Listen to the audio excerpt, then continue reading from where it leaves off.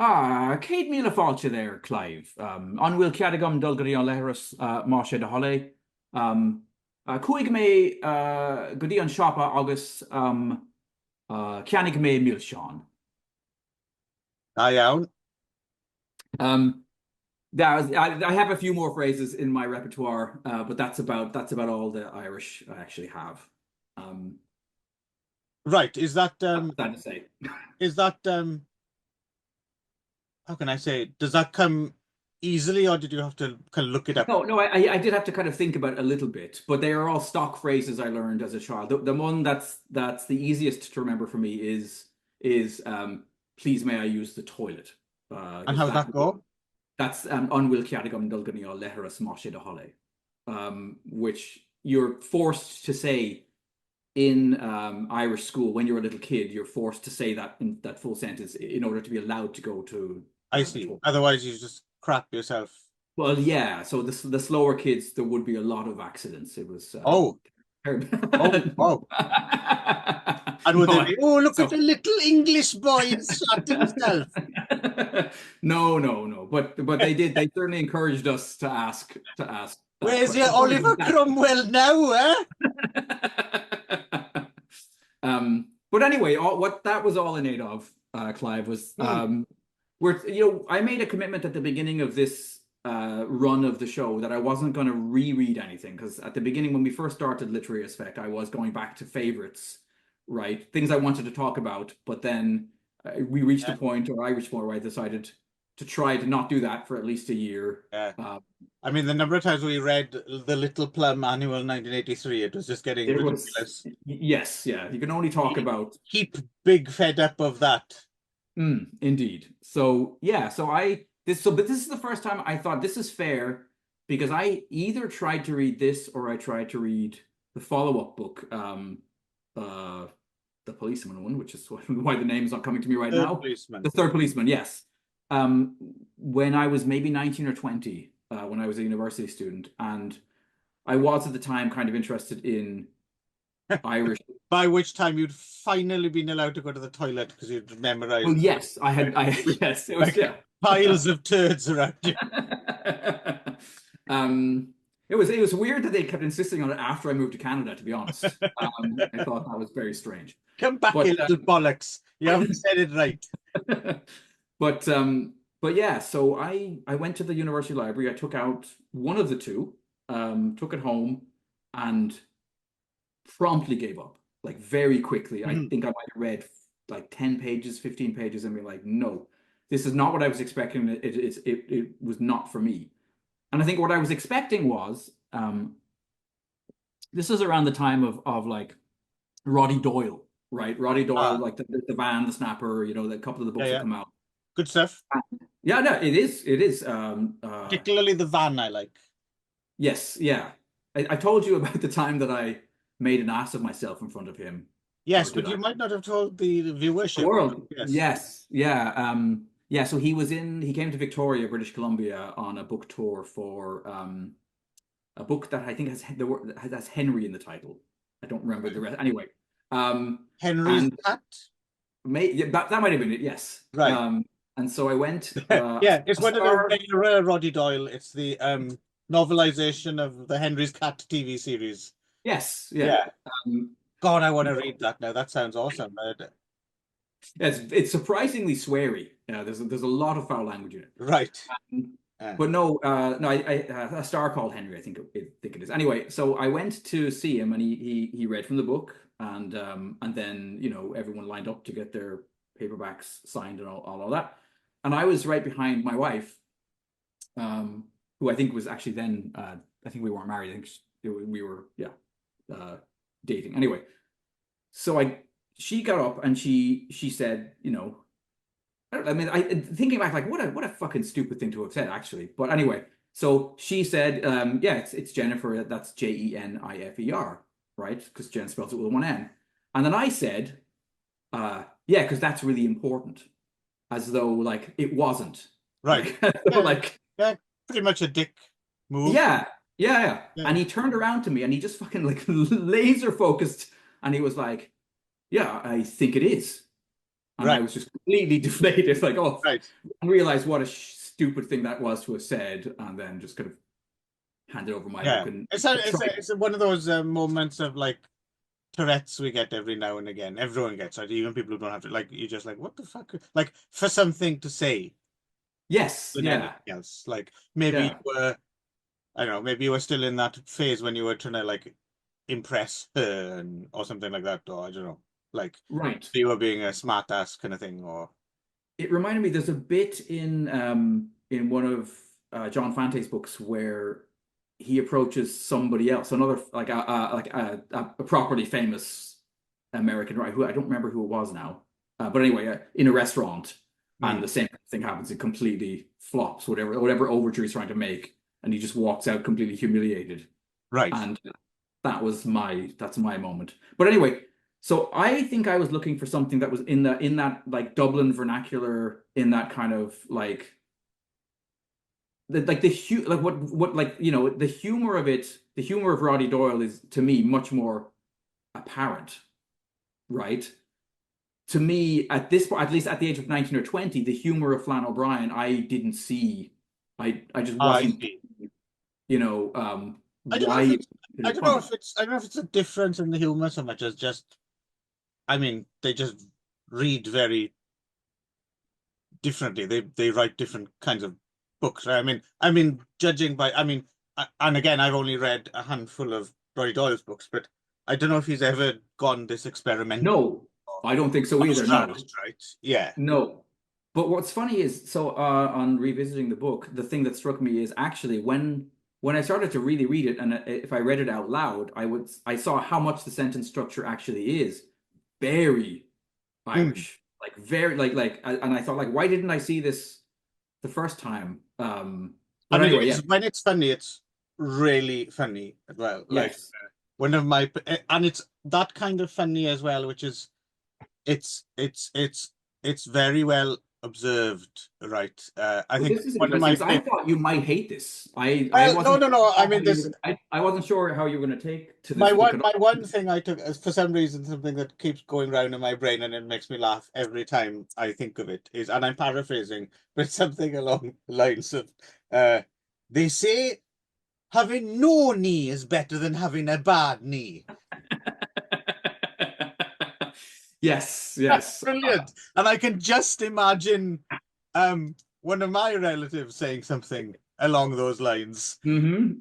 No, great. And even though it is definitely specifically Irish as well, but Ah, it's also oh yeah. uh, kind Pan of Celtic. rural British as well. Yes, So absolutely. yeah, so I Yeah, can I think certainly I think connect. Scott and Welsh and people in Cornwall would all recognize a bunch of fucking guys sitting around, because that's what's truly, I think, um, is great about the book, and also frustrating about the book. I think when if you come in expecting a narrative, right? If you come in expecting Yeah. like a story, this book will frustrate you. Oh yeah. Um, Yeah. Oh, right, like. even if you're prepared for it, it'll still. That's the thing. I don't think you can get. I don't know if it's a book you can get round. I think that it's just inevitably frustrating for a while. It's like Mhm. part of what it is, right? That it's yeah. I couldn't help but think of James Joyce. Yes, yeah, for sure. Yeah, I mean, obviously at the most extreme end, Finnegan's Wake, but Ulysses as well, right? Right, right. But and it seems conscious of that as well in a little in a way. Like sometimes you could feel it was maybe almost parodying Oh that yes, I um think. stream of consciousness kind of thing. But also not necessarily disapproving of it, just like I don't know. Having fun with it. Yeah, having fun with it. And also it's I think it's that kind of thing is very easy to like for parts of this book even. The book we're talking about, by the way, because I don't think Oh, we it's actually said. yeah, it's at Swim Two Birds by Flann O'Brien, Right. uh, born Brian O'Nolan, I think, and also known as Miles Nagoplin, or like that. Right. That was his Wrong. journalist That was, name. yes. Yeah. Apparently he had numerous other ones. He may have written a bunch of like this came up in my reading. There's like a Hilary Sherlock. Cat novelizations. No, there was a Sherlock Holmes-esque character that was apparently written by dozens of different Oh, writers. Solar Ponds, maybe? No, not Solar Oh, Ponds, because I think that might be August Derleth, I think, who created started it, but Solar I think Ponds. Basil Copper did some as well, maybe. Yeah, no, this was an actual a British one Okay. that and supposedly he may have written five or six books under this kind of house name um, to make ends Okay. meet. But anyway, yes. But yeah, he apparently had dozens of pseudonyms. It wouldn't have been like a Sexton Blake or something like that. Yes, Oh, yes, oh, okay, okay. yeah. Flann O'Brien may have, or Flann O'Brien may have written a couple of them, supposedly. Yeah, I'm thinking one day again. That's another thing. Like when we did Dick Tracy for the comics, it's such a big. But I am keen at some point to maybe get into some um Sexton Blake.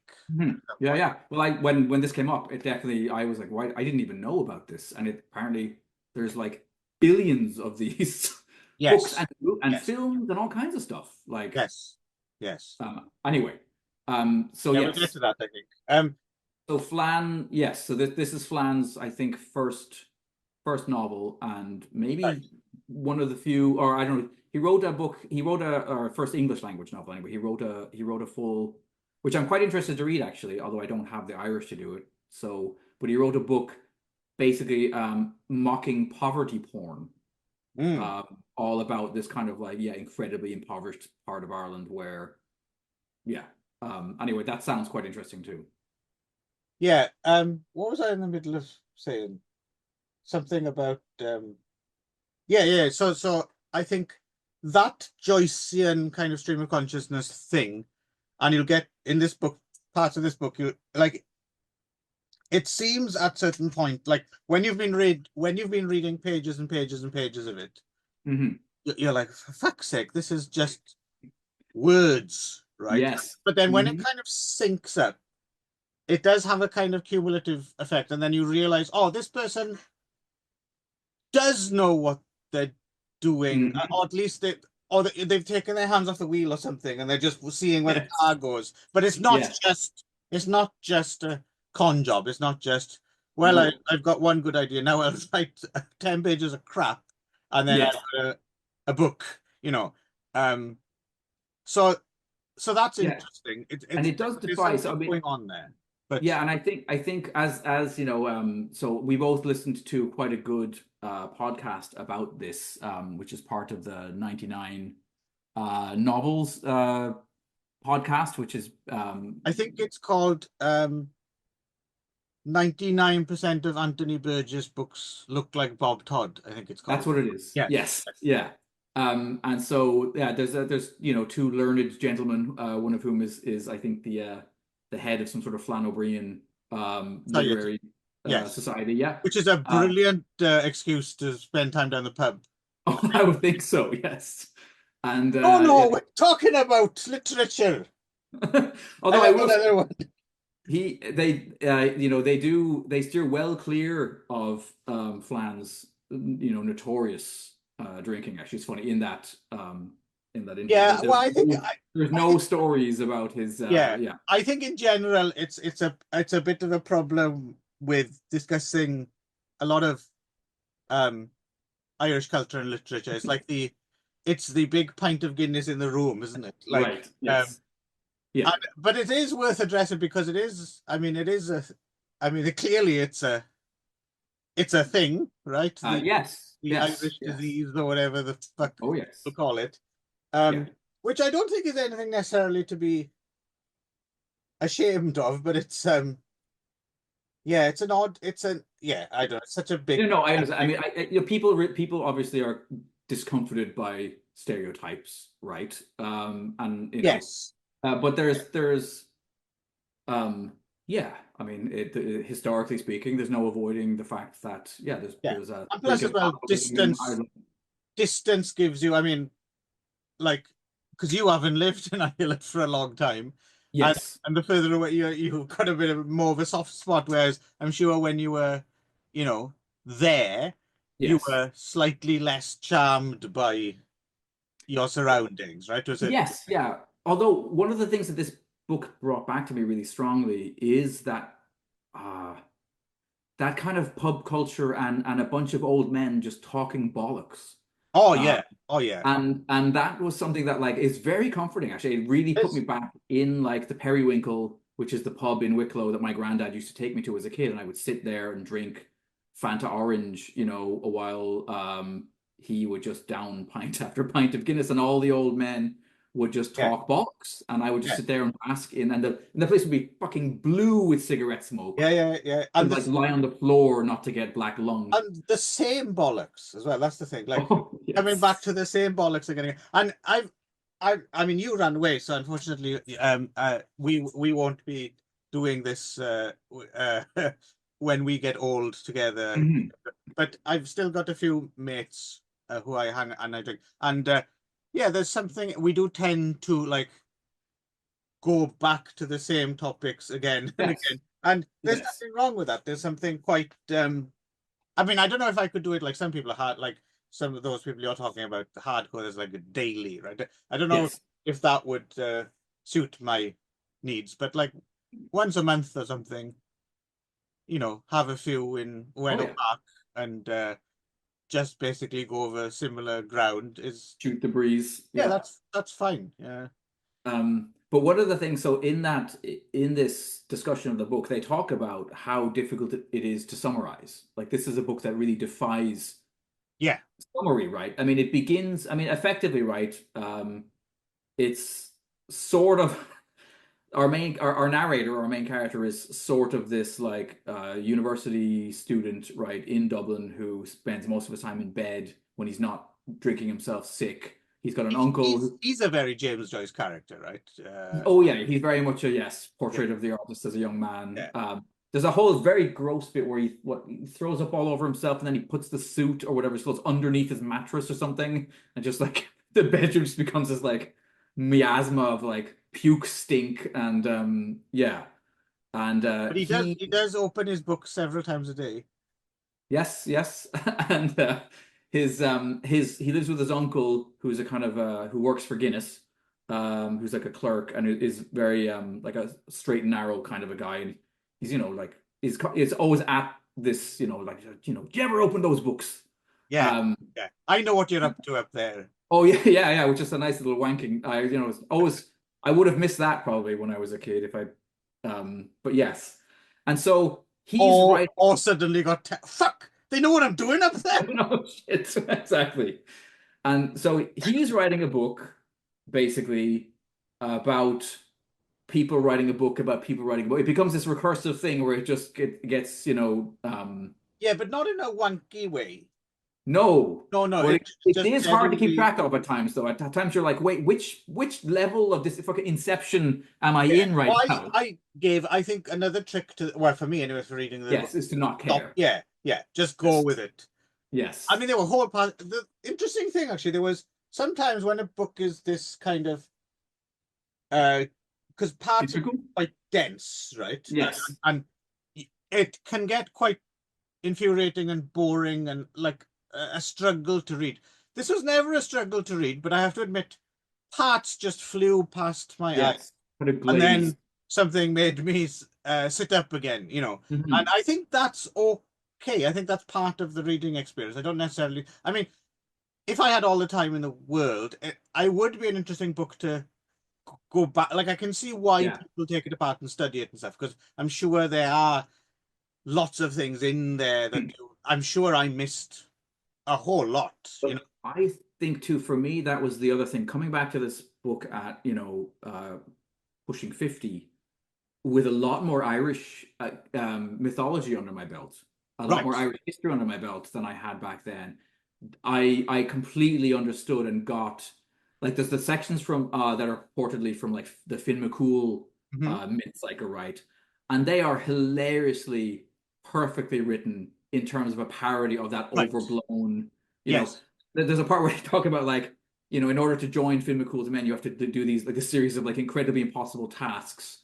you know, like Right. running through the swamp with two prickly hogs stuffed into your pants and like and all that stuff is actually very much in Finn McCool, but Right. like it's just pushed ever so slightly to a Yeah. more absurd I like the place. stuff in there as well about like yeah, with an ass so big that you couldn't get past it, stuff like that, Exactly. about the pass and things like that.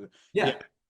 That's completely the way that that stuff, I mean, it is actually written. And then the madness of King Sweeney as well. I wouldn't have actually known that story then, but Mm. I did know it now coming back to it. And that whole thing of him constantly eating watercress, living on this Right. like brought me back to being a kid in junior infants in Ireland, where one of the first things I remember doing at school was growing watercress in little like Yoplait Oh yeah, I yogurt think pots. we grew watercress as well, actually, at some point for some bizarre I reason. think it was just something you did when you were I, in. I feel as if there was a lot more watercress in my life as a child. I Oh, never see watercress now, nope, but I'm nope. sure, didn't we put it in sandwiches and shit? Yep. Oh Yeah, yeah, crepes was a big part of that. Yeah. yeah. Probably because it's probably not that good and we can probably get access to things that are better now. Well, I don't know, but yeah, oddly enough, I forgot about that. One of the things while reading this I was reminded of was, watercress. Watercress. I haven't thought about that Yes. for a long time. Oh, there's another part to this made me laugh where somebody's sick and somebody else is like says, you know, oh, you need to get some hot punch and some cream crackers with butter. And I just went, oh fuck yeah. Whenever I was sick as a kid, like Right. Jacob's cream crackers and butter always entered into the equation, usually with chicken soup or something like that. But like I the also like crackers were the always there. the bollocks as well. What I like about the bollocks, it's not just bollocks. I think people who may not have grown up with this, they might not get. It's the insistence of the bollocks. Like, so there's a few conversations where everyone's just talking across purposes, and Yeah. like each one has their thing, and they keep bringing it back. So someone else says something like, oh no no no, the worst thing was, someone had their head cut off or something, but and then someone else for the third time, boils are the thing. Boils are the worst. It Yes. just keeps coming back like a dog with a Well, bone. Yeah. I mean, there's two parts that I think I would like to read out loud that for whatever I highlighted a few different chunks of the book, but this is one of those discussions. Okay. This is a discussion about that like what instrument is the most important instrument, Oh right? So yes, yes, is it yes, the voice or is it the yes, piano, whatever, and yes. By hell, the fiddle's the man, said Lamont. The fiddle's the man for me. Put it into the hand of a lad like Luke McFadden, and you'll cry like a child when you hear him at it. The voice was number one, I don't deny that. But look at the masterpieces of musical art you have on the fiddle. Did you ever hear the immortal strains of the crutch sonata now? The whole four strings playing there together with plenty of plucking and scales and runs and a lilt that would make you tap the shoe leather off your foot. Oh, it's the fiddle or nothing. You can have your voice, Mr. Fursky, and welcome. The fiddle and the bow is all I ask, and the touch of the hand of Luke McFadden, the travelling tinsmith.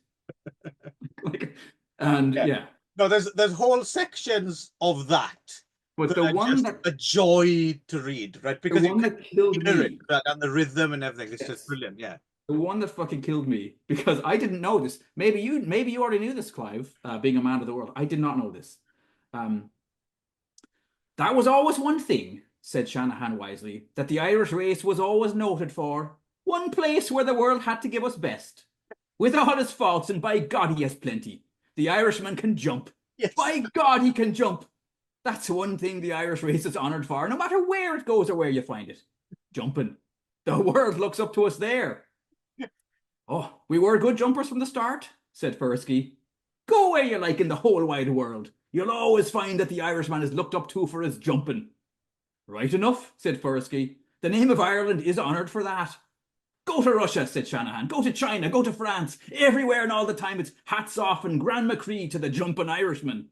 Ask who you like and they'll tell you that. The jumping Irishman. It's the thing, said Fursky, that will always stand to us. Jumping. Yeah, no, it's great. I was wondering about that actually, if that's something you I might have didn't know never this. heard before. Is it true? Have a go. Maybe you'll find you're a fine jumper, better than you thought. Yeah, no, that kind of thing's brilliant, and also I was reminded of, like you said, situations like that when you'd be around that kind of, and it's really like, I don't know, as a child and not sophisticated enough to like, how much of it is like knowingly in on like. Oh, Yes. talking a load of shite. Yes. How much do they know? Because that's the other thing with it, that those kind of conversations as well can quickly turn 5 minutes later. Yeah, you're just shit at jumping. Oh, we surely are. You're like, Yes, exactly. it'll Yeah. just, yeah. And so, I mean, one of the strangest things is as the book gets more and more unhinged, right, as it goes.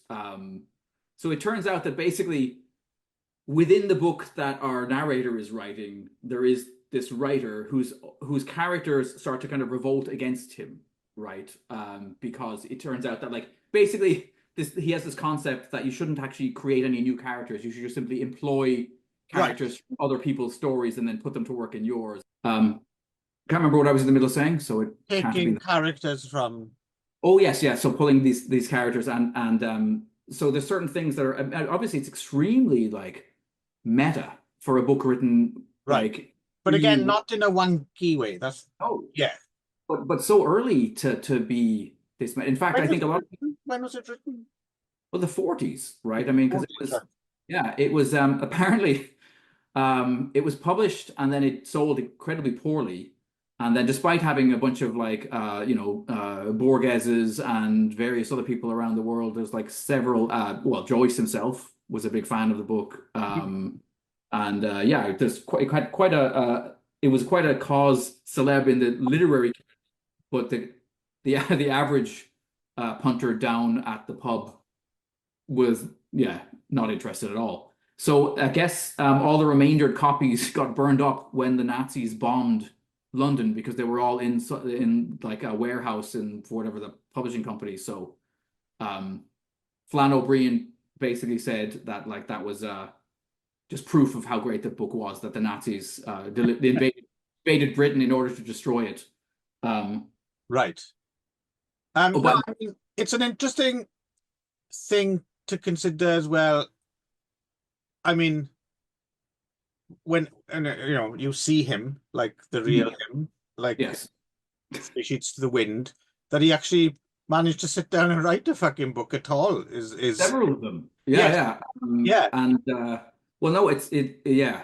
Actually, before I forget, I will say one of the best stories I was reading when I was reading around this about, him. So, he was an Irish civil servant for most of his life, right? Right. And in fact, he drafted apparently our traffic laws. He was involved Oh, in, oh. yeah, which is great if you consider who he is and his, Yeah, I was wondering, do you have many accidents? yeah, well, we did. Yeah, growing up, actually, unsurprisingly, there was an enormous amount of them, and apparently, he was himself was routinely arrested for drunk driving. Right. Wow.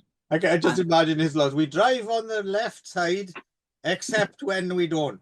exactly, and so he apparently at one point he was pulled over by a guard, and he did say like like basically how dare you pull me over like don't you Right. know I wrote the Irish like the traffic laws of this country and then the guard was like and I write hymns of them you made too, but then I've just got a brilliant piece. I've got this image as well in my head now of Flann O'Brien like drunkenly in his laboratory and switching the pressing the wrong button again, shot with some laser or something, and Hulk style, he transforms into the Green Cross Code Man. yes. Who was the Green Cross Code Man? It was Oh, some. wasn't that David Prowse? Yes, I think it might be. I think it was. Um, but no, but apparently even better than that. So he was once taken into the local like Gardaí station. And this was before they had like roadside breathalyzer tests. So he was brought in and they were like, hang on there, Flann, we're going to send out for the doctor now. And so this sergeant left and Flann leans over to another guy, another police officer in there, and he's like, would you ever nip out and get me a shot of whiskey there? And the guy's like, oh, all right. So he comes back, gives him a fucking shot of whiskey, he drinks it, and obviously then completely negates Right. the text, right? And apparently this was a regular problem in Ireland of people being taken in to be given tests, and then for some reason, another police officer buying them a drink. So awesome. But anyway, But yeah, It so reminded me one of my favorite bollocks things I've ever heard. Well, I didn't hear it, I've heard it secondhand, but apparently someone did say this. I may have mentioned this before. I think it was like my grandmother and her sisters or something. And apparently they did say on more than one occasion, well, I remember when we were children, it was so cold one winter, the flames froze in the fireplace. Which things were is just the brilliant. physics are quite different in Wales, apparently. Oh yeah, Yes. yeah, yeah. Because it happened. I believe it. Oh yeah, yeah. No, no question. But No. that's brilliant. I love that. That's so good. That's such a good piece of bollocks because fed with like belief and Mm, credulity. And yeah, I mm. remember that because I still don't know if I've been in a fucking balloon or not. This is true. Um, and those Um, the older you get, there's more. Then there's more and more mhm. um Living in things that I'm. Japan, I found that fascinating that the amount, because I think before I moved to Japan, I had this image of Japan and like the Japanese as being like absolutely based in like the rigorous scientific method, that this was a country of like intelligent people who would not believe in ridiculous rank superstitions. And obviously, when I moved there, I learned other things. I learned that, for example, for a country that makes most of the computers, in the world and so on, that nobody seemed to be using them at my place of work. Everything Well, was on the fax paper, machine rule massive to binders this and day. fax. Yeah, Yeah, but also that like you'd hear things like, oh, if you put like six pet bottles outside in your house in this arrangement, it'll keep cats away, or like yeah. constant. That is a weird one. The bottles for cats.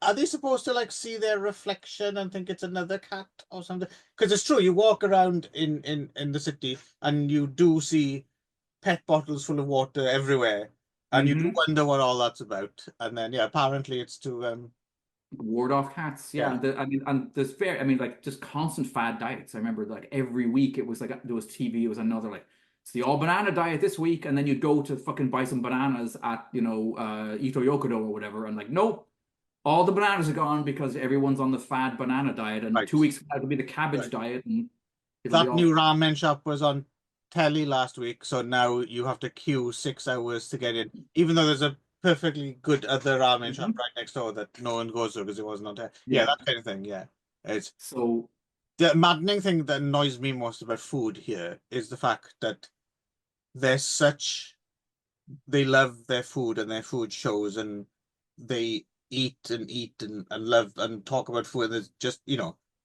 but they don't get fat like me, the little bastards. They're all well, thin there's a and few. There was a few yeah, Canadians kind of but made their they're thing off. notable. When you see Yeah. a fat Japanese person, you're like, oh, it's like seeing a leprechaun or something.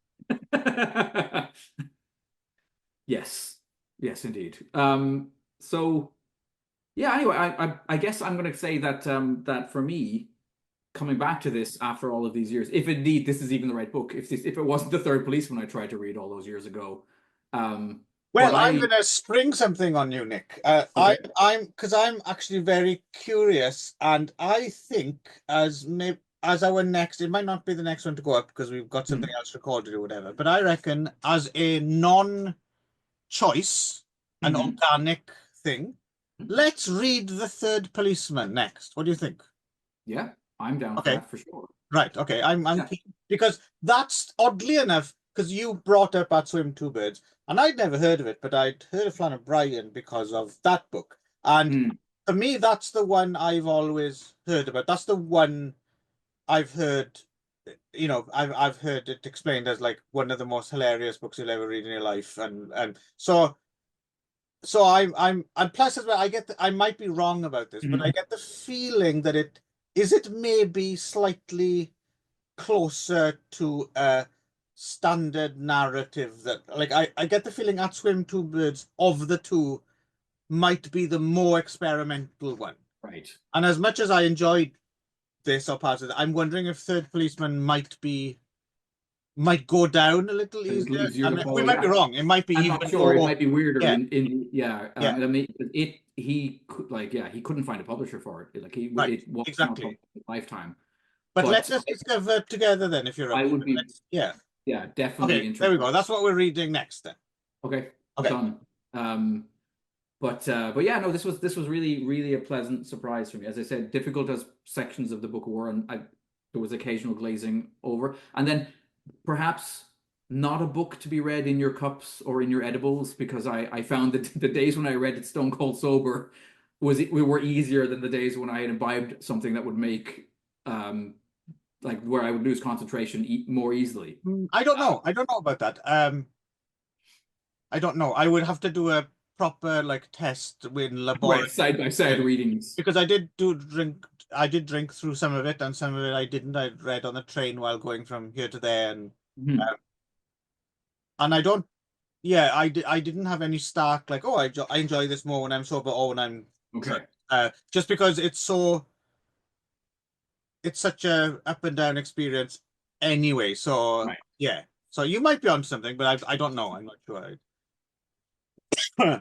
Yes. But okay, third policeman, and then we'll yeah, maybe then we'll because I didn't look up much about FLANN. I just read the book Okay, and right. but I'm kind of keen to have an excuse to dig into him a bit more. Well, then we can potentially take a look at the film, the Austrian film Oh yeah, adaptation. yeah, yeah. I would certainly send that along. I'll give it a And shot. then there is this hour-long thing that I found that apparently was directed by, although back in 1975, directed by the guy who directed most of Father Ted. Oh, okay, okay. So that might be interesting as well, like, because they did say in this review, they were saying actually that there is a bit of borrowing from Flan in Father Ted. That's definitely one of the things that informed the sensibilities of Father Ted. So Oh, I can. Yeah, I can see that. yes, Yeah. yeah. I mean, yeah. No, that would be. Yeah, that would be. It would be interesting to see the Austrian thing. But yeah, you can imagine. Have they ever done like a? So Brendan Gleeson's been trying to do it for some years now. Ah, okay. Well, there we It's his go. dream project or whatever, but it's very difficult to convince anyone to put the money in to do it right because it's such a difficult I can't even imagine him turning premise. it into a screenplay, really.